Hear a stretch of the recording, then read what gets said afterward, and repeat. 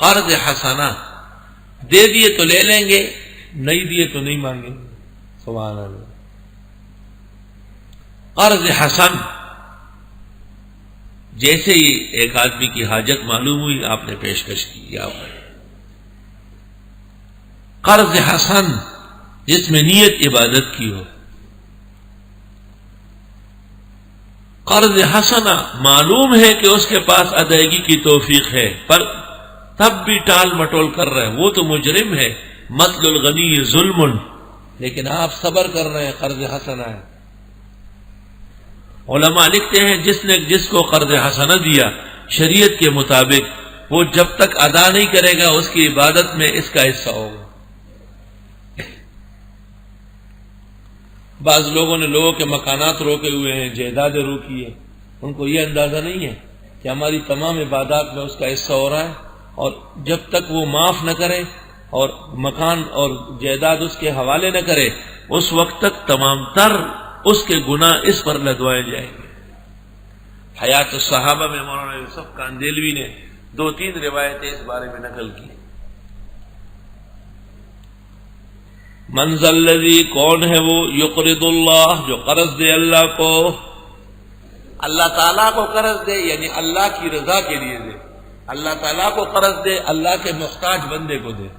اللہ تعالیٰ کو قرض دے، اللہ کے دین کی مدد کرے. یہ اکرامن و تشریفن فرمایا. قرضا حسنا، قرض حسنا. قرض میں بڑی مصیبت ہے. آدمی لیتا بہت شوق سے، پھر ادائیگی کا وقت جب آتا ہے تو بڑا خفا ہوتا ہے.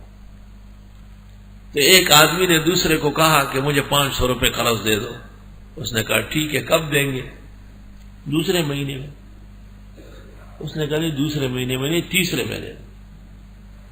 مگر دو تو صحیح. اوکے بالکل دوں گا، کیسے نہیں دوں گا.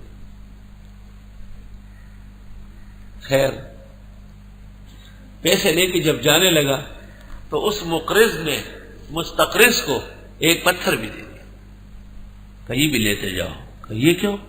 کہ یہی اپنا پیسہ جب میں مانگوں گا نا تو آپ کو بہت تکلیف ہوگی، تو کہاں ڈھونڈیں گے مجھے پتھر مارنا، یہی تیار رکھو، میرے پیسوں کے ساتھ ہی ایک پتھر لے جاؤ. القرض مقراض المحبہ. عقل مند کہتے ہیں کہ جہاں تعلقات ہو وہاں ہدایہ دیا کرو، تعاون کیا کرو، قرضہ کبھی بھی نہ دو. اساتذہ و مشائخ کو مطلق قرض نہ دے، وہ پھر ادا کریں گے نہیں اور آپ کے دل میں بھید بھی بیٹھے گی اور یوں آپ کی عبادات چھٹ جائے گی، علم سلب ہو جائے گا. اور اساتذہ و مشائخ کو بھی چاہیے کہ اپنے متعلقین سے اس قسم کی دنیا کی چیزیں نہ طلب کریں. دے لیکن لے نہیں. کون ہے وہ جو قرض دے اللہ کو قرض حسنا، فَيُضَاعِفَهُ لَهُ أَضْعَافًا كَثِيرًا، پس بڑھا دے گا اس کے لیے کئی چند، اضعافاً چند، کثیرہ بہت، کئی چند. واللہ یقبض، اللہ تنگ کرتا ہے، ویبسط، اور کھولتا بھی. رزق تو وہی اسی کے ہاتھ میں ہے. وَإِلَيْهِ تُرْجَعُونَ، اور اسی کی طرف لوٹائے جاؤ گے.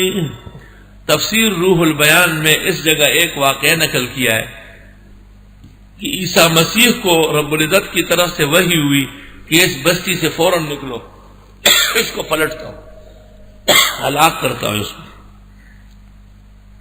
عیسیٰ علیہ السلام اپنے متعلقین سمیت عجلت کے ساتھ وہاں سے باہر نکلے. کافی دن گزر گئے، بستی اپنی جگہ اٹل رہی. عیسیٰ علیہ السلام نے حق تعالیٰ سے عرض کیا، مولا کریم یہ کیسا معاملہ تھا، ہمیں تو اتنے جلدی دوڑایا آپ نے اور بستی قائم دائم ہے. حق تعالیٰ نے کہا کہ آپ کے جانے کو انہوں نے محسوس کیا کہ یہ نیک بندہ خدا کے پیغمبر چلے گئے، کچھ گڑبڑ ہے. تمام لوگوں نے اپنے پکے ہوئے کھانے میں سے ایک وقت کا خوراک فقراء مساکین کی نظر کر لی.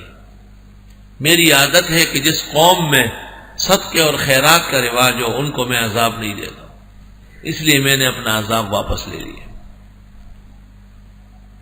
دینی مدرسوں اور اہل دین اور مساکین اسلام اور غرباء کے تعاون کرنے سے ظاہری فائدہ ان کا ہے اور حقیقی فائدہ تعاون کرنے والوں کا ہے.